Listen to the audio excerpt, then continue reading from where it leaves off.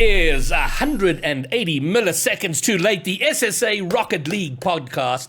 I'm Greybeard, and I'm very, very excited for today's stream and what we're going to be doing. And to kind of set this up, I don't think there is a Rocket League player in the world, certainly not within SSA, that somewhere along their journey has not come across SunlessKhan and his videos, his tutorial content, his storytelling. Certainly one of the biggest content creators within Rocket League in the world, and since I started looking for guests, I've always had in my mind that one day we will get SunlessKhan. And I was in Rotterdam 10 days ago, and by hook or by crook, managed to get myself into the VIP section. And there he was, just chilling, sitting, and I saw him having a conversation with a dude. Then that guy left, and that was my moment. I had a chat, and I said, I'd love to get you on the podcast. And he said, I'd love to be on the podcast. In fact, he couldn't wait. Well, he was very interested. He was keen to do it. So that night is now here. And so without further ado, welcome, SunlessKhan. What is up, dude? That was an incredible intro. I was not prepared for that. I was just going to comment on the actual graphic intro was really cool, and then your intro is also amazing as well. Got the whole backstory in there and everything. Very well done. Oh, brilliant! Thank you very much. Everyone is very familiar with you, but now what I would be interested to start with is how it began. I went to your channel and I scrolled all the way back to the first video I could find, which was you and a couple of mates playing some threes, and it looked like you were having fun. It looked like you had been playing Rocket League for a while, but you weren't completely rubbish. You know, it looked like you were doing things. That was pretty bad, though. Okay, but well, let me say it wasn't as atrocious as I was expecting to see. And so what was the thinking? You started the channel. That's your first video. What was the thought then? Was it just fun and games, or did you have a master plan already back then? Well, funny enough, that actually isn't my real first video. So that's the first public video, and I kind of did that intentionally because I was like, there was a point where I had been established enough where I was like, I should probably clean up my old videos. Yeah, because it did start pretty aimlessly, I have to say. Okay. You mentioned a master plan or a scheme of some sort. No, there was nothing. There was no plans. I mean, it was just video by video, and honestly, that's kind of true today too. It's video to video. It's like, what do I want to make next week? Let's do it. Okay, back then it was kind of the same. And when was that? I failed to get the date, and I was trying to. Is it fair? 5 years ago? 6 years ago? Yeah, I think it was 6. I think it was. Is it April 2017? 18. Okay, so yeah, that's a good 5. Coming on 6 years ago. Yeah, not quite 6. Yeah, but I started playing before that. So yeah, you're right. I had been playing for a little bit before that video. I've been playing. I know this because I found my first saved replay, and it was actually late 2015, and I have the established 2015 title, which I didn't even know until I got it. That's what made me realize that I did actually start playing in 2015, because I always had in my head it was 2016. So I've been playing from that video. I've been playing for a little over a year. Okay, and then at what? Okay, so it was Aimless at the beginning. It was just upload some videos. I came across you. I'm trying to think when that was. So I started playing in August of 2015, so it was fairly early on. Wow. And for me, Rocket League was aimless. I literally, I didn't play online for 6 months. I was quite happy to play. I was quite happy to play the bots. I wasn't really interested in the pressure of people online and all that sort of thing. And then finally got myself online, and then I was struggling with something. I thought there's got to be a way. I'm sure there's got to be a video on how to do this better. And I went on, and I think you were among the first. In fact, I'll tell you who the first creators were that had any impact on me was Subpar, but in HD with Stumpy and Cole, they were just fantastic. Do you remember that video? It was how to go pro. It was 10 ways. 10 skills you need to master if you want to go pro in Rocket League. I think that's literally the exact name. And it has it was their biggest video. It has 1 million views still. It maybe has more now. No, it was Just you saying that reminded me of that. Who else? Who else was it? no, it was Subpar. Subpar. What's his? Oh, Kev Pert. Oh And yes, I mean, he was epic, key and for I me. don't think he's doing anything Yes. anymore. I mean, he was so amazing. Just the car control, Yes. fly upside down, fly sideways, The training, the training. and then yours, which was why you suck at Rocket League, which was far and away my favorite thing to watch, and it was very real, and I love the whole approach of it. But I don't know from your perspective, was that at what point did you start formalizing things, and was that why you suck at Rocket League like the first thing, or did something lead to that? That was the first thing where I had some direction, yeah. So, because before that, I was just doing random stuff. I was even doing other games. Actually, even after Why You Suck at Rocket League, I was sprinkling in other games. It wasn't until like 2018 that I was like, okay, I need to make this a Rocket League channel only.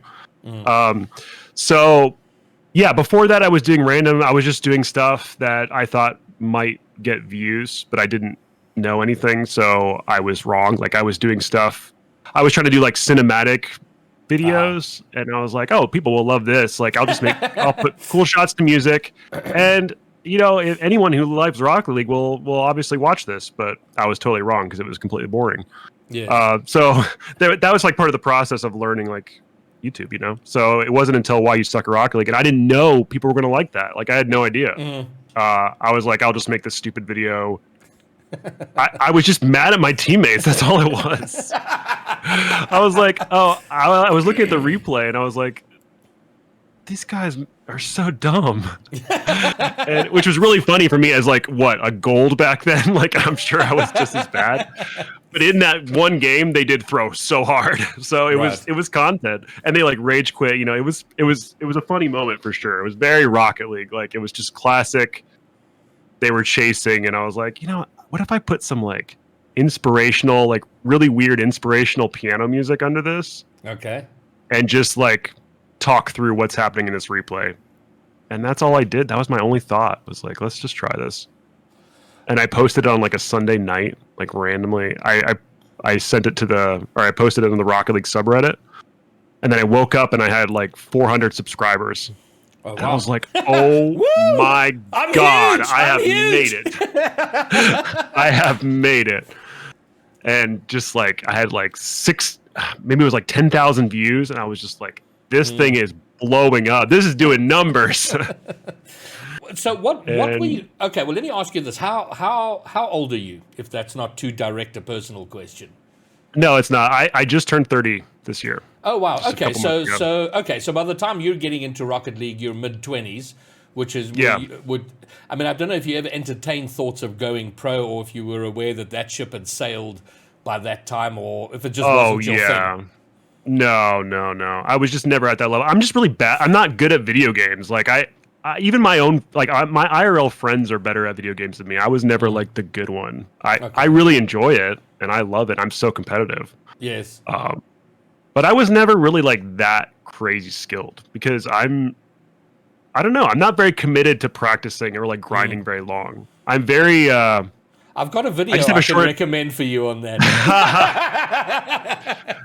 I just have a short attention span. Like I can't just focus on one thing for so long. I just get tired of it. So I was never able to like, even with Rocket League, which I have grinded more than any other game by far, and got to like a fairly high level, I still could never get past that because I just can't grind the game that long. Fair enough. And so where are you now? So run us through your game modes and ranks. My ranks? You want to know my ranks? Yeah, no, this is the hard questions. Yeah. Let's get into it. Ranks exposed. So I mostly play twos. Yeah. But I've been trying to become a ones main basically. Like I'm really enjoying ones. So in twos, when I'm playing really well, I'm like GC2. Okay. At the moment I'm like mid GC1, like Division 3 or 4. Okay. On my main account, I play with friends and stuff, or I play like when I'm recording, all that stuff. Basically, not solo queuing. And then I have an account where I just solo queue. And so, but the funny thing is, it's not like a Smurf account. Like they stay the same rank. Yes. Pretty much. But you're incognito. So Exactly. I'm incognito on that one. So I just enjoy it. It's almost like a mental thing where it's like this one doesn't really matter. I can just relax on this one, and it's kind of nice. Okay. But sometimes I'll just grind on my main too. Like sometimes I don't even care. But Yes. anyway, so like GC1, GC2, and twos. Sometimes in threes I'll try for a while and I'll get like GC. Okay. And then ones is hard right now, man. My ranks are low in ones. I almost finished like C3 last season, but right now I'm C2. I'm trying to get GC in ones this season. See if I can do that. That would be amazing. That is well low key. I say it's a goal for me, but ones makes me sad in very deep ways. So I don't. Yeah, it's good for my mentality. Like it's so challenging, and I want to get. I usually find when I'm improving in ones, it helps in twos as well. Just being able to defend. That's a big one. Just defending is big. Okay. So now let's go back a little bit. So you're around 24, 25, you get into Rocket League, you make this channel. What were you doing outside of Rocket League? I mean, what did you do for a living? So I went to college to be basically a filmmaker. Like I wanted to make movies. So that was pretty much my dream. It was like, I'm going to make movies or I'm going to work on commercials and stuff. I want to make videos. So I didn't have a specific, I could see different places I could end up, but I wanted to make videos. So that's always what I wanted to do. So I just didn't know it'd be on YouTube or if that would ever, that was just always kind of like a fantasy. Because I watched tons of YouTube as a kid, of course, and or throughout my life, all my life, since it appeared in my life and when I was 10 or whatever. But yeah, so I had a job at a video production company out of college, and so that's what I was doing. I was making videos for basically corporate videos, like commercials and stuff. Yeah, it was a cool job. Yeah, I really enjoyed it. It was what I went to school for. Like I considered a success just like having a job for what I went to school for, like in a creative field. Like so, I was really loving it. Well, it is, and that's what I was doing when I started it. Well, it certainly is a rarity for that to happen. The creative pursuits can be very difficult. So you make Why You Suck at Rocket League. That kind of takes off. You get your 400 subs, your 10,000 views. It grows from there. How long was it before that thought starts to enter your mind where, hold on a second, this might actually be a thing I could do? It was a long time. It was a while. And I would compare myself sometimes to other creators, and I'd be like, wow, they're growing so fast. Like, how did they get, they have 100K subs in a month. Like, they just came out of nowhere. And, so I don't know why I kept going.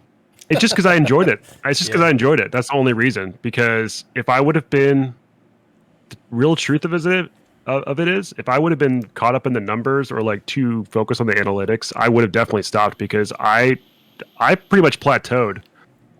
So I did the Why You Suck at Rocket League thing. As soon as that first one did well, then the smart thing I did was I just kept doing that. So every week from there, I just made it a series. And some of them didn't do that great, but some of them did really well. And so that was able to sustain my growth basically till like 10K subs. So I actually grew pretty fast at the beginning. But then from like 10 to 20, it was like a year or maybe even more, like a year and a half. So in my mind, I was like, I think this is it. Like, I think this is about where I am. I'm just going to be like a small YouTube creator forever. And I was like, kind of okay with it. I was like, I really like this. It was still a lot for me. Like, I was like, I never thought I'd have 10K subs. This is crazy. So I was just, I didn't have lofty ambitions. I was just like, this is sweet. I'm going to keep doing this. All right. But then, but then clearly you break through whatever inertia was going on because stagnate's the wrong word, but the growth is kind of grindy and it's a struggle. And then what? Yeah. It was just steady. I think my videos were just getting better and better too. I think that was a big part of it. My videos were getting better. I was getting more connected in the scene. But yeah, I don't know if that really, did that much. Like collabs are, I think, a little overrated sometimes. Like people think if I just do a video with XY, this person, then my channel will blow up. But it's not really the case. Like that's kind of an indicator of how connected you are. But you still have to put out good videos. That's really the main thing. So at that point, although I will say, when you are more connected, you can get players and pros that are well known to put in your challenges, but the challenges still have to be good, so it's like it's just part of the puzzle. So I had that part of the puzzle then at that point. And I was doing a big thing was I was getting more interested in esports, and so I did some videos about like the Justin goal and stuff like that because I attended that event. So I really was into it, and I really knew the story, and I knew the backstory. So that was really big because I knew the significance of it. And then I was watching a montage on that shot. I was like, this would be sick if I did like a documentary style like breakdown on this goal. I don't think I'd never seen anything like that in Rocket League. Like there was no YouTubers were making like stories on like the esports side of things at all.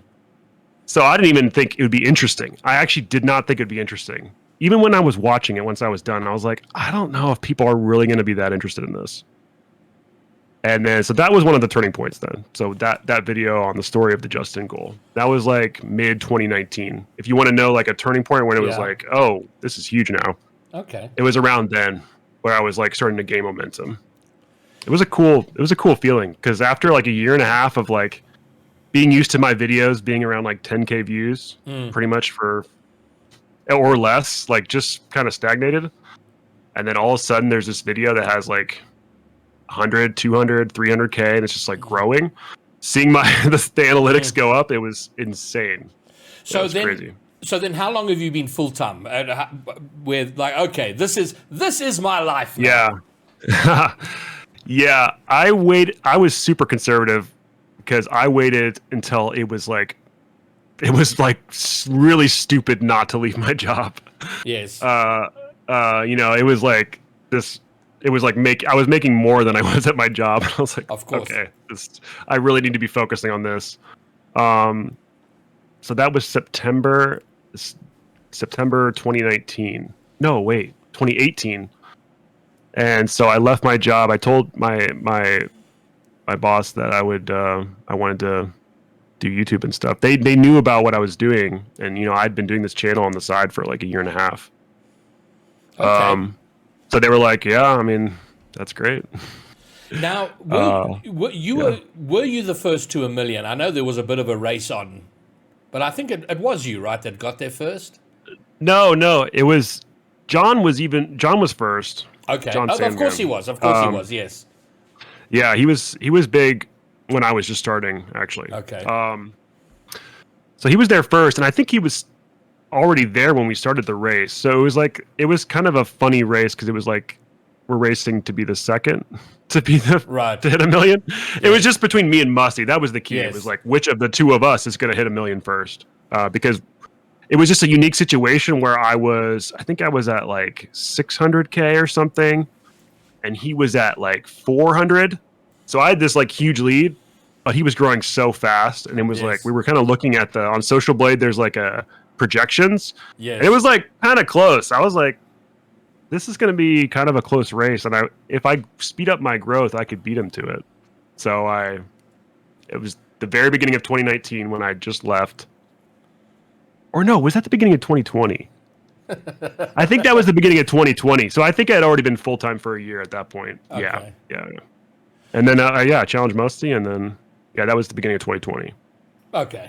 And then, and then we raced to 1 million. And he actually did beat me then. He did beat me then. Oh, really? Eh? Okay. But now, I was right behind him, and then I passed him for a bit, and then he passed me again. Okay. So, it was back and forth. It was a fun time. That was around free to play. So that was 2020. It was like late 2020.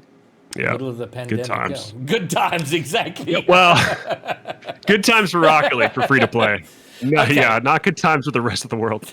All right, so I'm gonna cycle back to your story because obviously I want to get into RuleOne and the whole move into having an esports org and a team and that whole story. But I now the main reason I wanted to have you on is so for a little bit of context, assuming you don't know too much about SSA, so the Rocket League scene toward the middle of 2021 is a dying scene. The pandemic, we'd taken a bit of a hit in terms of there was only really one big competition. That didn't really happen during the pandemic. There was so little going on and almost no reason for our high-level players to grind. They'd gone as far as they were ever going to go. And we had to play in Europe for the most part because our player base was so small. So once you sort of got into Champ 1, it was very difficult to find local games. And you can only comfortably get to GC1, GC2, GC3 if you're really good playing at 180 ping. So we were massively demotivated. And then September 2021, hey, SSA, you're going to be in the RLCS. We're starting in 6 weeks. And it was absolute chaos with teams trying to start. People don't know what the hell to do. It was absolute madness, but it was fantastic because it was suddenly there was life. There was some excitement.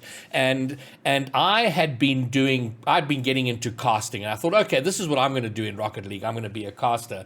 And suddenly it was there's SSA Rocket League. And since that time, so in the year and a bit that has passed since then, our player base is growing. There are more opportunities. There are other competitive things happening. So there's life, possibility, and potential. But everyone has to play their part, in my view, from the pros at the top to people coming into the game now to help grow it. And I am a strong believer that content is key to help grow the scene here. So, and that's why I wanted to talk to you because, you've taken a content journey. You're very clearly a content creator first with your desire to make films and all of that good stuff. So because you're someone very known in the community, they will hopefully listen to you more than they've been listening to me. So my first question in that context, from your perspective, what is the role that content plays in building a community for Rocket League and help building the scene? The role of content is that it makes people care. And that's incredibly valuable because that's one of the most valuable things you have in the sort of like social media esports field is making people care, like an engaged audience. Like you can't really buy that. You can pay for great production and graphic design and stuff. You can pay for a lot of things to make it easier. But you can't really pay. You can pay to put things in front of an audience. Like you can pay for ads. You can promote your tweets.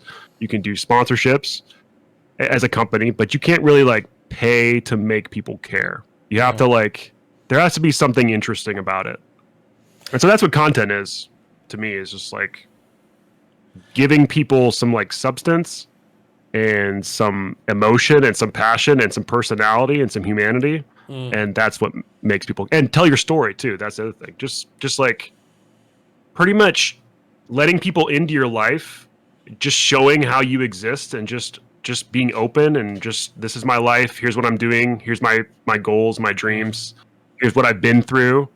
Just all that stuff will make people care just by telling them. Like that's all it takes.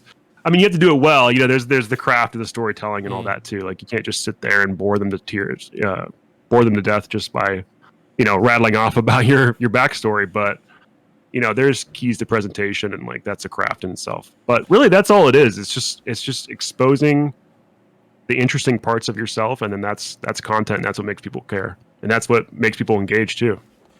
Well, I think that's a really long-winded answer there. No. Listen, and the more long-winded your answers are, the better. Please go right ahead. Talk as much as you are willing to share. So I think what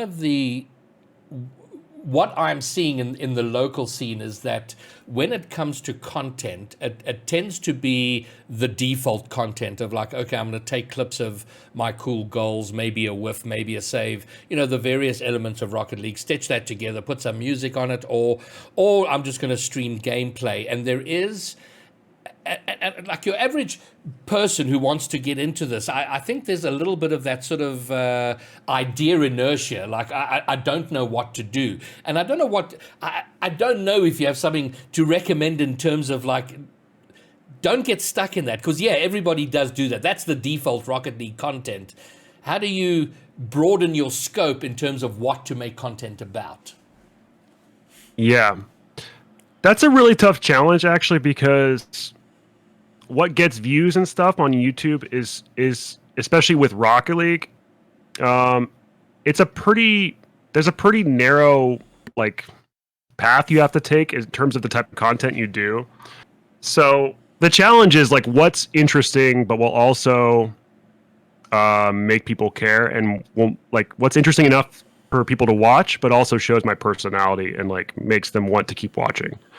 So that's so tough in Rocket League. It's not, like sometimes being different isn't actually rewarded that much on YouTube. So it's like, it's kind of like this Venn diagram where it's like things I actually want to make, things that gets views, and I don't know, things, any other factors. Yes. And there's like a very, the intersection for what actually works on YouTube is like super tiny for what you're actually doing. So it is kind of challenging. I would say I don't think it actually, I think there's a little bit too much weight in like what types of videos I do, that like I don't think that matters as much as how you do it. So I think you can do something that everyone's doing, and you don't have to worry about like reinventing the wheel, as long as like, because what's different is what you bring to it. So for instance, I'm a believer that like if a pro or like a high level Rocket League player wants to gain an audience, I really think they can just show their gameplay and talk. I think that actually does work. But they have to just be intentional about it. Like there's ways you can execute it well where you're not reinventing the wheel, you're just playing and talking. But, record a bunch until you have a really interesting game, like, or practice, like sit down and then watch it and be like, is this entertaining? Am I talking enough? Or am I talking too much? Let me put some music under it. Does it flow nicely? It doesn't take like a lot of intensity and crazy edits to make people watch. Like sometimes it's just like, if the vibes are good, they'll keep watching. So, there's things to learn there in terms of like what is boring and like what makes people click away and what makes them keep watching. So you have to be a good viewer. Like you have to watch other stuff. And so then you'll notice that, like, when did I get bored here? Or like, when did I click away from this video? What were they doing that made me bored? Or what made me watch this video all the way through, and then just kind of emulating that. Well, so I think a really good example is like Arsenal, because he blew up. Just a lot of it's just gameplay. I mean, he did a couple challenges and stuff, but it'd really just be gameplay. And I don't know if he ever had bad recordings or like the energy wasn't there some days and he just like scrapped it. Because sometimes what it looks like, if you compare it too much, you're like, well, Arsenal's just really charismatic. Like I could never be that talkative or like funny and skilled and still play. And like, I'm just not like that. I'm a quiet person. But that just might mean it just is a little harder for you. Like you can't just turn it on and just do it. But you also don't know behind the scenes. Maybe Arsenal takes like 3 or 4 takes before he gets like a good video. You don't know. So okay. Well, here's so this is what I think, and I'm interested to know what your input. And you've highlighted pro play, for example, and absolutely, I do think people will go and watch a professional player. They want to see that sort of level. Like, what does the pro level look like? What do they actually do through? So absolutely there, and our pros are abysmally bad here at building that brand around themselves, and that is definitely one aspect that's got to be improved. There's a couple that are trying and starting to put their stuff out there and practicing their craft, and I'm hopeful about that. But then I also think I think you can build an audience and a community around a specific thing. I mean, we see, for me, when I think about you, it's, you're a storyteller, Rocket League stories. Johnny Boy is very much the 1v1 scene, and he's built an incredible brand around that. I feel like I've tried to do too many things. So, I've hosted 1v1 show matches. I've hosted other types of show matches. And then I had like a decal fashion show contest running for a while. And then, and it's too hard to sustain. And then the podcast, I'll do a podcast now. So it's all these, so I'm trying to, in my mind, kind of narrow down, okay, what am I going to focus on and get really good at? But I think there's also, outside of pro play, there's got to be room for that other type of content. Become the guy who does, the sexy stuff around cosmetics in Rocket League, or doing 1v1. Yeah. So I'd like to know your thoughts around building something in a very niche part of Rocket League. Yeah, of course. There are spaces for that too, of course. I think actually the pro thing is like the easiest. Like if you're a pro, then you've already done the work of like grinding for years to get insane at the game. So if you're not a pro, which I'm not, so that's the path I had to take. Yeah. It was a different kind of grind, right? Like it's just, I make way more videos than any pro, I imagine. I edit way more than any pro, or probably any Rocket League YouTuber. Like I edit like crazy because that was my job. Like that's what I enjoy. That's like part of that's part of the experience of making a video for me.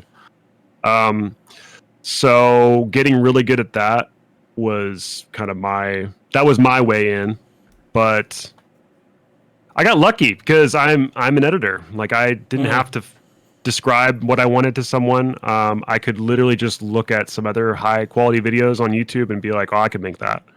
And I actually could because I'm an editor. So it was almost simple in that way. It was just, for me, it was learning like what is actually entertaining, and also improving my writing for YouTube and my voiceovers for YouTube. Like becoming a little more, I don't know, speaking with clarity, writing very succinctly and like to the point. But is that something you practiced? I mean, is that something you feel you honed and worked on doing? Just naturally, just like from working on it, just from learning like what works, and like I don't know, just over time, just like, oh, this is really good. It's almost it's so slow too, your progression. You don't realize until you watch like a video from like 2 years ago. Yeah, and there's a big difference. Well, it's like watching old replays, right? yeah, same thing. It's the exact same thing as improving in Rocket League. That's actually a great description because sometimes the progress is so slow you don't even really notice. It's fast right in the beginning too, especially if you're really intentional. Like I'm gonna write this way or speak this way or edit this way, but then it kind of slows off. But after a while, you just kind of, it's just all instinct. It's like I don't think about it too much. All right. Well. Let me press you a little bit here. If I were to say to Mr. SunlessKhan, give us the 5 principles of content creation. 5 principles. I know, and I've given you no time, and it's so arbitrary. But if there were, let's see if we can do this. Yeah, and it can be 3, it can be 4, it can be 12. But are there like some key principles for you in content creation? There are. I'm gonna put. Okay, let's try to build these 5. Okay. 1, I'm gonna go with the sleeper for the first one because I think it's the most underrated. I think people don't realize how easy this step is. This one principle of what is it again? Principles of content creation. The 5 principles of content creation. 5 principles of content creation. Yeah. Okay, this is out of order because I don't think this is 1. This is probably like 4. But okay, so number 4, starting with 4, this is like Star Wars. Let's start with episode 4. Music. I think music is one of the biggest keys to content creation that people do not realize. Like that is 80% of TikTok is the music. Like that connects your brain. Like you can kind of say absolute garbage, but if you have a beautiful track and the voice, it's mixed well and the audio, I'll put music in or audio as well, like the audio mix / music, but mostly music. Okay. I mean, you can just, people love it. Like that makes people watch when there's good music. They might not even notice it. It's kind of like a brain hack. It's like a content life hack. Is to use good music. And so a big thing for my breakthrough was when I had access finally to an unlimited high quality music library, and I was able to use like 10 tracks in a video without having to worry about like, okay, I need to pay individual licensing fees for this and this. Because I was using like Audio Jungle. I had a friend that had a music library that he had composed that I could pick from, but it was like 20 tracks or maybe 100. But yeah, once I got unlimited access and I could just pick any track to fit any emotion, it was like my content went to the next level. So number 4 is music. Okay. Number 1 is probably like is the story. Like, what's the point of the video? That's probably the or okay. Is this content creation like videos? It doesn't matter. It doesn't matter. It's just content creation. Yeah. Okay. So like the story, is probably the most important. So like, what's the point of it? Why are people watching? And the best thing about it for YouTube, a lot of times you can start at the title. Like what is going to make people click this, and you can kind of work backwards. Like what's the title of this before you even get to the story? Like sometimes that can create the story. Like, what would I click on? And then okay, now what's the story to that title that I would click on, kind of thing. Okay. Story. I think editing is huge. Editing. Okay. So if you can't edit, then you need an editor, basically. Is it worth at the beginning kind of go, because my very first video, and I've looked back on it, and it's my whole I want to be the oldest grand champ in the world thing. I was very, very proud of it. It's very corny when I go back and look at it now, but I was proud of it at the time. And I enjoyed the whole editing process, but at some point I fell out of love with it. But is it worth going through that learning curve to edit yourself? I mean, I think you probably have to, because at the beginning you got no money to pay somebody, Yeah, that's a good question. I think yes. I think if you're really wanting to do it, yes. A good example is Musty. He didn't really know how to edit at the beginning, and he just learned. That was part of his process. So he learned how to edit, and he was editing his own stuff for a while on his journey, and then got to the point where he could hire as many editors as he wanted to. So just looking at him as an example, and his videos were good at the beginning too. Like he found a way, like he knew, even though he wasn't an experienced editor, he knew what he was looking for. And so he was able to get to the final product, and make it good enough. Like on YouTube, it doesn't always have to be phenomenal. It just has to be good enough to keep people watching. Now So I'd say, yeah. Okay, so I think we got 3 there, right? Music, audio, did we put that as one? We got story and we got editing. Music, audio. Yeah. I would say, if we're talking about YouTube, then we have to say the thumbnail. So, I mean, it's because the thumbnail is just huge. I think if we're going to make this general content, then we could say, the presentation, whatever it is, what's drawing them in, the title and the thumbnail is just massive. That stuff, this is taking me back because I'm thinking about the journey. And like when I was starting out, I was doing some really bad thumbnails that I thought looked good, but I didn't understand like what makes a good thumbnail. And so that was a big part in my journey as well. Once I learned what makes a good thumbnail, that took it to the next level as well. Because that allows, a new audience to come in because they're just clicking on this good thumbnail. And you could have an entire podcast on like what makes a good thumbnail. Like that's another like whole deep topic. But thumbnail. Yeah, okay, that sounds like a good topic. I'll make a note of that. Yeah, there you go. There's your next podcast. Yeah. Okay, I'm happy with those 4. So music and audio, editing, story, thumbnail. So okay, good. So that we got the 4 big principles. 4 pillars. The 4 That'll be pillars. The 4 pillars of content on YouTube. Okay, brilliant. All right, so I see there's a ton of questions coming in from chat, so I want to get to that, but I want to address the topic of orgs and their content, and because that's one of the things we're having to mature with. Most of our orgs here are fairly, in terms of a global content, there's a lot of lessons we're learning. Most of the orgs here are very, very small, but what is the role of content for an org? And what should they be doing? That's a good question, because that's what I'm like figuring out myself. Because now that I'm in the position where I can make content as an org, it's like, what does that look like? So to be honest, I don't really know. I'm figuring that out. I mean, I've seen some stuff. I really like what V1's doing with their content. Like they're doing like fun, like cooking shows with their pros. They're doing, little challenges. NRG does a great job with their Rocket League channel. Their Rocket League channel looks just like a Rocket League YouTuber. Like they've done a good job of just emulating that style. But I don't think every org needs to do that. For me, my advantage with RuleOne is I can tell the story on my own platform. So it doesn't have to, like, sometimes it's more powerful when the story comes from someone else.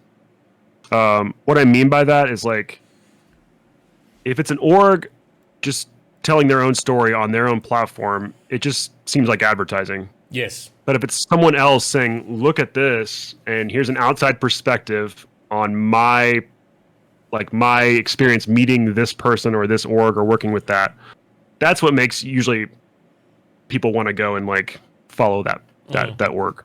So for me, like I like the idea that I can be SunlessKhan, and then I can have this org, and I can also talk about the org as SunlessKhan, which is nice. Like I'm not just the org. So I actually really like that dynamic. Like I think that works together really well. So in a lot of ways, I don't know like what makes intriguing content for an org that's not in that situation. So sure, yeah, it's kind of interesting. I mean, documentaries are cool. Like I like when they send camera crews and do stories on their players. Like that's good stuff. Okay, all right. So the last question I'm going to get into, then we're going to get to the Q&A from chat. You've mentioned RuleOne. I mean, it's quite an ambitious thing. You're a YouTuber, and now you're like, okay, I know what. Let's start an org. How the hell did that come about? Why did you go in that direction? And just give us the quick story on RuleOne. Yeah. Well, I was always a fan of Rocket League esports since I started my channel, so that kind of grew in my fandom of esports as my channel grew. Because before that, I was just playing the game. I wasn't really that interested in esports. I don't know what it was. Something drew me in once I got into the YouTube community. That's what drew me into, the pro side of things. And I think it was just like I wanted to know more about the game now that I was a YouTuber.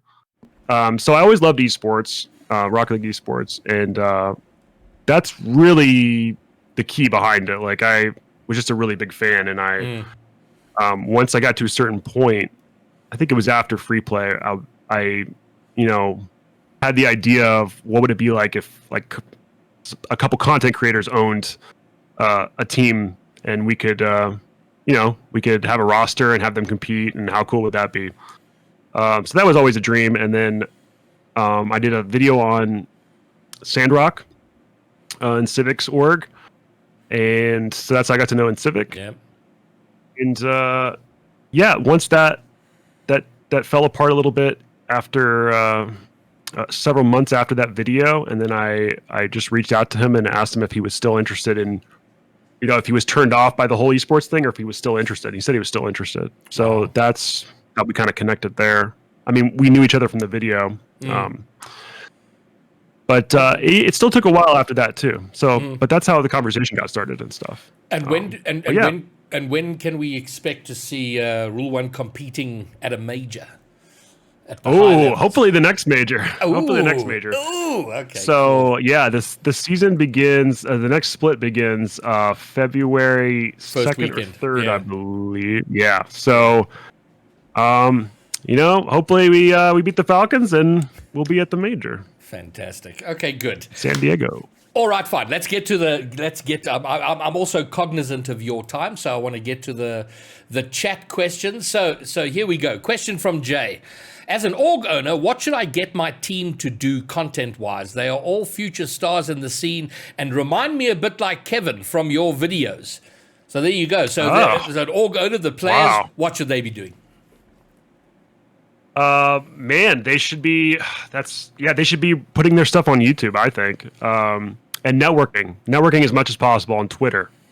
That's what I would do, and because you could really get your foot in the door on Rocket League Twitter. I think that's a huge window for opportunity that people aren't catching on to, and I think like some people get too caught up in like, oh, what do I need to tweet? Like I need to tweet interesting things. But really, a lot of it's just replies. So if you're following the right accounts and you're engaging in the community and you're replying a lot to stuff, people will see who you are and get to know you. like start following you, and then then you can message them and you can do videos with them. It's all. So I would encourage my players to engage on Twitter and put out YouTube videos of them playing together. I love that answer. I really do. That's such a good one. All right, question from Gore, my super mod here who's collecting all the questions. He says, what was your most challenging moment so far in creating your org? Probably just getting off the ground, to be honest. Like there's a lot of steps. There's a lot of steps in getting things actually going. Like it's one thing to have the idea. It's another thing to make it all happen. So there was just a lot of things that I didn't even envision that you don't really anticipate until you start doing it. So kind of a vague answer, but pretty much everything. Everything was challenging. Okay, good. Fair enough. And then question from Epidex. And Epidex also owns one of our sort of top 4, top 6 teams here. Should orgs be building communities through content or the players themselves? That's something that I'm working through myself as well, because not every player can be this big content creator. Like not everyone wants to do that. You can't force people to want to be a content creator. Like some players just want to play, and I don't think you can really force that. So I think it's unique to every situation. Like you have to work with the roster you have, the personalities you have, and the team you have. So I think it really depends. I think if you just have to look at your skills and what kind of stuff you want to make, what stories you want to tell, and if you're missing something, like you don't have an editor, you don't have like someone that could help you put out the stuff, then that's the next step, finding someone like that. So that's what we're working on at RuleOne. Like we started off with a pretty small team, and now we're building out because we need to put out. We haven't put out a ton of content yet. We're only 3 months old, so I'll like be okay with that. We're building slowly. Yes. Okay. But yeah, that's what we're doing. We're working on finding the people that we need. So that's what I do. That's what I am doing. Okay, Literally. good. Well, that's good. If nothing else, we're going to spur questions for you to go and think about for yourself and your org. Yeah. Okay, and then there's a question from Vox. And Vox, I'm actually not going to ask the question because it's a question about me and I don't actually want to ask it. But I'm just letting Vox know that I'm not. And then another question from, that's how we've covered that question. And then another question from Jay. What is your average daily routine on a recording day? On a recording day. And if it even is a day, or does it span weeks, days, that's months? Actually really funny. Yeah. My days are pretty different. Usually, okay, so when I'm closer to an upload, then that's when the grind really happens. So like 2 or 3 days before an upload, that's where I'm pretty much just editing all day. It's actually pretty simple. I get up and I edit all day, and then I go to sleep. No, I like to take breaks. I play Rocket League a lot. That's like that's some of my break. But usually just like an hour or 2 at a time. Yeah, with RuleOne, is there a set routine when you're going through the process of like you've come up with an idea, you're putting it together, or does each one fall into place in its own way? Yeah, I wish there was more of a routine, but my content is there's quite a bit of variety in my content in the different types of videos, and they need different stuff sometimes. So sometimes there'll be a video where I record everything, and everything is self-contained in that recording. Like if it's just me playing with someone, then all I need to do is edit that down. But there's other ones where I need to like add a voiceover, and so the video actually kind of emerges as I'm working on it. So that's a little tougher, like takes a little more like time and intentionality, because I have to, see where it's going and like what does it need? Like it needs another voiceover here. I need to explain something here. I need to add more music here. So that it kind of evolves. So that's why it's always different, because it's like sometimes I can just edit this in a day and it's done, or I can pass this on to another editor, because sometimes I do get people help me. Okay. So it's always different, actually. Fair enough. No, that's cool. All right, question from Dutch ZA. Will R1 decals be coming to the item shop? Yes, I've been in contact with Psionics now, so it's going to happen. It's just a matter of when. Okay. It's looking probably like next season, but there's a chance this. I mean, whatever. I think that's most likely next season, but it would be awesome if they could get us in this season. I would be thrilled with that. But it will be coming. Okay, good. And then question from Jamal: what type of content is most rewarding for you to make? The most rewarding type of content is actually just the type that ends up as a good video.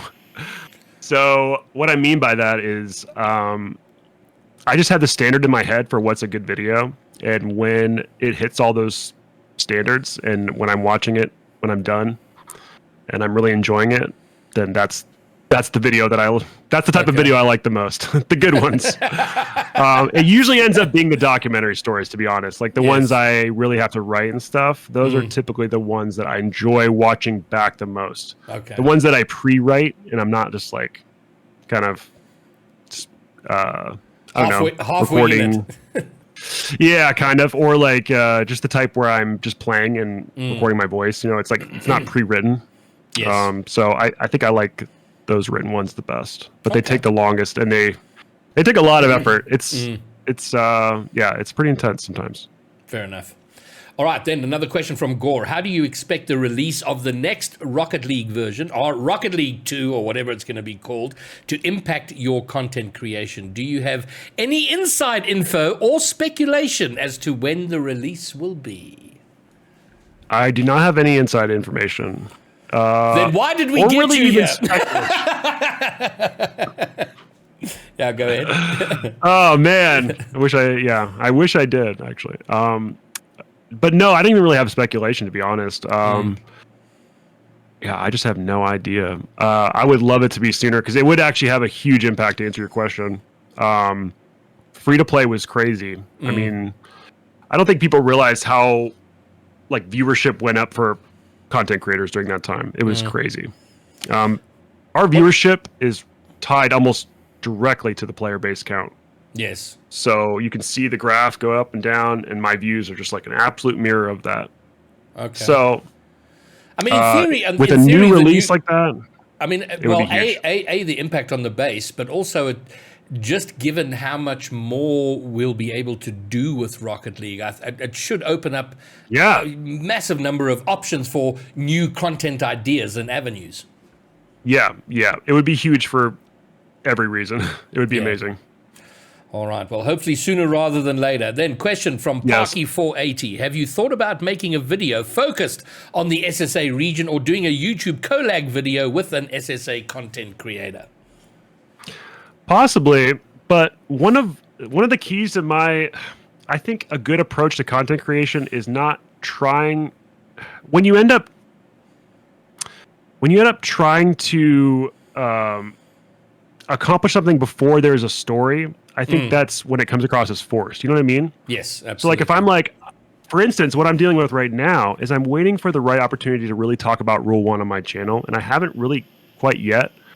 But the thing is, like, you don't want to force, like, you don't want to be like, oh, I need to do a story about RuleOne. Now, what is the story? Now you're working backwards. Like, it needs to be, oh, RuleOne just did this incredible thing. Yes, now I can talk about it.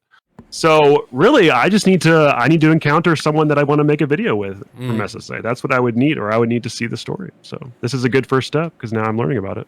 Well, at least you know about it. At least it's kind of on the radar, which is a start. Yes, exactly. That's the first step. That's the first step because it's not like you don't want to approach it backwards where it's like, what do we need to do to get a video? It's like, well, do something interesting. Yes. Is there a story to tell? Absolutely. That makes a huge amount of sense. Another question from Jamal. What do you feel sets apart your content from that of other less successful creators? It's a bit of it's a tougher question than... I think it's a lot of things sometimes and everything. Like YouTube's like I was saying before about how you need to just be good enough sometimes. And so sometimes you just need a couple of the pieces of the puzzle to be good enough. And sometimes someone will have 4 or 5 of those pieces, but there's just one thing missing and it doesn't quite work out, or they don't stick with it long enough. That's a big one. Hold on. Okay, before you go on, because I think you've touched on something that I think is really important. Is and firstly, there's managing expectations. Not everybody's going to be SunlessKhan, Musty, or John Sandman. There's only so much room. There's a tiny amount of room for that kind of level, but there's a massive range of success within that, and there's the consistency of it. And maybe the question for you then, from me following on from that, is what kept you carrying on? Because you spoke about periods where it didn't really seem to be going anywhere. It was kind of slow. You were sort of, but the consistency in my mind is the most important thing. So how did you carry on and not go, you know what, this is the reward here is not enough? Well, the key was that there was intrinsic reward. You know, the classic motivational factors. You know, I was motivated because I enjoyed putting out the videos, and there was enough feedback. So that was the thing. Like, it doesn't mean you can just do like, you could put out videos with like 0 views and like no comments for years and expect anything to be different. It wasn't like that, because I would have stopped if I wouldn't have gotten any reaction to why you suck at Rocket League. I would have, because you don't want to just waste your time if it's not working. So there was enough where it was like, okay, I have a tiny audience, and that was enough motivation. So that, coupled with me enjoying what I was doing, was what kept me going. But now that I think about it, I did need that.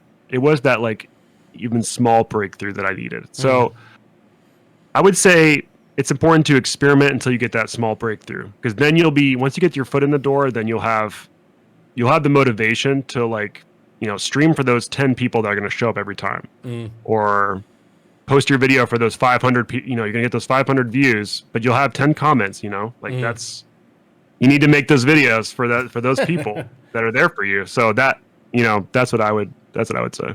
Okay. Next question from the Dark Flash. When will the next Every Toxic Player in Rocket League be? Give us your schedule. The last one. Those are those don't live by a schedule. Those are just like, and once I have enough moments, then I post it. But I haven't gotten very many now these days, because a lot of times I turn chat off, or I don't. I'm not recording sometimes anymore. So that series has kind of played out a little bit for me. Okay. So it'll probably be a while before you see another one of those. Okay. And then from Rusta, what are your views on minor regions getting major spots in RLCS? And that question is asked because I don't know how much you know, but we're the only region that doesn't have a major spot. So it's a sore point for us here. Yeah. I mean, that's tough. You know what? Every time I've had an opinion about like RLCS formatting, I don't know. I can see so many angles. I don't know how to form an opinion very well. I mean, I think if you know, if the teams can hang with the best teams, then you know, if the teams from a minor region can hang with the top teams, then they absolutely have a spot. So. Okay. I think it's a matter of like proving yourself at Worlds, right? That's where you get the chance. Okay. But that's tough. That's tough, because then, you know, you only have so many. You only get that one opportunity a year. That's crazy. It's got to be more. No, it is. Maybe You know how MENA, they would host their own tournaments, or they would challenge like EU teams, which is crazy. You know, not every region has in Civic to throw tournaments. You know, but no, there's another chance. Okay, but content would be huge too. I couldn't agree more. Okay, next question from Super Comic Legend. Who would win in a 1v1 today? You or Pulse OSM? I would definitely beat OSM. He's pretty washed up now. So, yeah, I think I could. All right, Sunless for the W. Okay, good. And then from Epidex, from Apex. As an SSA Content Creator org player, how does one get relevance / interest to an international audience? Oh man, I have no idea. To be honest, I don't think about that kind of thing. Like I actually wouldn't even dig into analytics that far. Like I think if you're trying to if you're trying to accomplish something that external, that's like almost out of your control. Like, how do you make an international audience like you? I have no idea. Yeah. I would just be yourself. I would be yourself and just focus on what you think is entertaining, and then worry about how people react to you. And if it's not working, then try other things. But yeah, I don't think you can really control that kind of thing. Like that's one of the tough things about being a content creator, is you don't have control over making people care. You can just try your best and do stuff that you think you like. Sure. But a great point. And I think we need to leverage our sexy accents more. But yeah, that's a key. That's actually huge. Yeah, you have a big advantage with the accents. The accents are cool as fuck. Let's be honest. Awesome. All right. Second question from Vox. After all the YouTube Rocket League content creation, is there any area left on which you can build new content on, or is it getting difficult? Are we out of ideas for Rocket League? Is basically what's being asked there. It's funny because I am kind of at a stage where I've done quite a few types of videos where I'm like, what is there left to do? But what's really funny is these thoughts and these like the idea that we were out of ideas in Rocket League were just as prevalent like in 2017. Like, people were saying that we don't have any more ideas for Rocket League in 2017. Like, when Neat Mike stopped uploading to YouTube, it was like when was that? Maybe 2018. He was like, I can't think of any more Rocket League ideas. Like, I don't really, and that was fine because he didn't want to make Rocket League videos anymore. That's fine. But I think there's also a cyclic nature of it. I mean, I know with content I consume, if it's educational content, for example, how to do a speed flip, how to flip reset, whatever, and I see that it's if it's 2 years old, I don't want to watch that because the game has advanced so much. Yeah. I want to see someone who made the video a week ago, a few days ago, a couple of months ago at best. So I do think there's a cyclic nature that's important. Yeah, it's okay to repeat ideas and to do things again or to copy ideas, but you're putting your own unique spin on it. Like, you don't always, like I said, you don't have to always reinvent the wheel. But there is, it's a struggle sometimes to come up with new stuff for sure. Okay. But the answer though, because we were saying that in 2017, and 5 years later, like 5 different new series and 20 different like stereotypical Rocket League video templates we have now. There was a lot more. So it makes me think there's a lot more ideas that we just haven't come up with yet. Okay, good. Fair enough. And then question from Wagner. Do you hope to still be playing Rocket League when you have a gray beard? I would love to still be playing Rocket League with a gray beard, because that would mean that, the game is still going and I'm still enjoying it. So that would be awesome. Okay, great. That's a good goal. From Mr. Bepic. When the documentary style video, okay. So this follows the earlier question. When is the documentary style video about SSA's journey in RLCS coming? When they get into RLCS. So what's actually funny is the Sandrock video, and Civic and Johnny came to me for that, or Johnny actually came to me and said, like, you should do a video on Sandrock Gaming. Or like on the MENA region, because they're not in RLCS and they've been trying really hard and their teams are so good, and they need to get there. And so I looked into it and I was like, this is kind of cool story. And then I kind of just dropped off. I didn't really say anything, like the chat kind of just died and we didn't talk for months and months. And then I saw, MENA is announced as a region in Rocket League. I think it was the same announcement for when you guys were at it as well. And then that was the moment where I was like, oh, now we have a complete story, because I have, this team that was, never could play, and then now they can play, and that was going to be like the last chapter. So, get into play in a major, earn your spot, then or like have an upset in at Worlds. That would be sick. All right, fabulous. We'll definitely tap you, Sunless, when that comes. Yeah. Next question from the Dark Flash. Will Bob return in a future video? Ooh, probably. I can't see. Yeah, Bob's always watching, so I'm sure he'll pop up again. All right, good. And then another question from Wagner. Do you have a career plan short, mid, and long term? Do you think you will taper down from the content creation now? I think eventually I probably will. At this point, I'm kind of just going while I still can. Like I'm still enjoying it, so I'm just still going. It's kind of just a matter of feeling it out. I feel like it's kind of similar to how like an athlete has their run. You know, it's like the career lengths are kind of actually even shorter for YouTube, because it's like a lot of people just, 5 years, 10 years is pretty long for a YouTuber. So yeah, just until I think I'll always make content. Probably it would just be if I would retire, it would just be in a more casual sense. I'd probably like focus on my Sunless Kitchen, my like cooking channel, something like that, where it's way more just for fun.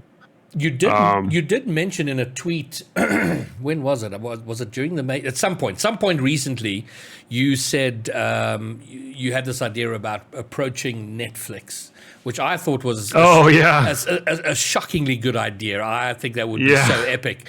Is that something you might seriously follow up on? I think I would, yeah. I mean, I don't know if it was kind of like a funny thing. Like, I don't know if I could actually, I don't know how I would approach Netflix. Like, you can't just like walk up to them. I could probably make some connections enough to get a pitch. I don't know, maybe. I'd love to have a conversation about that and help in that process, because I think there's got to be a way to approach them where it appeals to them, just because it is so. I mean, they've done a lot of gaming content, but like the history of gaming, or stuff around gaming, but to really pick something competitive in the whole journey in esports, it's got to be appealing, and so I absolutely think there's something to be sold there. Yeah, and if that project became a thing, that would be something that would like pull me out of YouTube. If it was something that major, I was like, okay, I'm going to put the channel on pause, guys, because I'm going to go make this Netflix documentary. So just, hold on for a year while I go make this. Yes. So that's something, that would like bring about my retirement. All right, fine. Well, let's put that out there. I think it's worth making. Okay, last question from the Real Black Fang, and I have to say, Real Black Fang is he's a gargantuan fan of yours, in fact, he made the background behind me. He made and designed that, and also my starting soon screen. So he's been a big help to me, and and he's a huge fan. And his question is, how does it feel to be such an inspiration to others?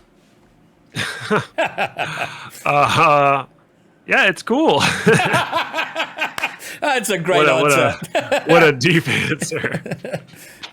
I can appreciate the awkwardness of the question, but is that... Me too, honestly. Yes, and it's awkward to speak about it in a public forum. I have no doubt that you've thought about it in your private moments, but it is... I mean, it's got to be a part of what inspires you to carry on going. Yeah, no, it is really fulfilling. I think even when I was starting out, like wanting to be a filmmaker, really the point is getting fulfillment from like other people enjoying what you made. Like that's what it is. It's kind of like cooking, where like cooks really love to share their food and see people eat their food. Like that's the thing for some chefs, I imagine. And it's the same for me as a filmmaker or like a video producer. Like the biggest rush of dopamine for me when I was like starting out was like I'd make my video, I'd show it, and I would like see the reactions of people watching. So that's that's, you're right. Part of the reason for what I'm doing is just being able to see people enjoy it. So it's actually everything. Yeah, it really is. Then let me ask another, which is also it's an interesting question, and this will be my last question. Is there's a trajectory with YouTube, when you start with it and you're grinding along, just trying to make something happen, then you have a bit of success, then the channel blows up, and then you become a guy, you become SunlessKhan. And how, I don't know if it's something you think about, but there's a tragic tale with so many who kind of get lost in their own egos. And I have to say, with my brief interaction and the conversation we had in Rotterdam, you were very open, very down to earth about it all. Is that something you thought about? Is it like, how do you keep that in check? Is it something you do keep in check? Yeah, that's an interesting question because sometimes I think one of the biggest struggles is when you start to have a bigger audience, there is actually some boundaries you do have to start putting up, and I think in some ways that can either come across as egotistical if you're not careful, and so for some creators, I think it's just a matter of like they don't understand how that comes across as egotistical. So sometimes it's just the way you speak and like just the perception of yourself that you have. I think is important. I just think I've always had I'm always like pretty introspective, and so I guess that's what's kept me grounded. I guess I don't know. Okay. I don't really know. No, my upbringing, enough. I guess. Listen, it was a fairly kind of out there question to kind of. It helps that I'm an app, like no one actually knows who I am outside of Rocket League. So I'm not an actual celebrity. So I'm not like bombarded daily with, it's nice that I can escape that. Like I can have some work-life separation where I'm like. You go shop for groceries and nobody knows you. Yeah. yeah. I'm only, I'm only known in this like very specific thing. So it does help that it's like, it's not completely crazy or like invasive in my life. So it's manageable that way. All right. Well, I think we'll wrap it up there. You've been more than generous with your time. It's been a thorough, as enjoyable as I had hoped it would be when we began, when this was all set up. And I really do appreciate you taking time and coming to talk. I know this is going to be of benefit to our community here as we sort of struggle for relevance in the world and trying to find our place. It's a journey we're on. It's a journey we're right in the thick of, and all of this kind of helps to start focusing it for us. So thank you very much. Of course. And I will say, people love a good underdog story. So you actually kind of have a big advantage there if you think about that. You got the underdog angle you can go for. So fabulous. I'm rooting for you.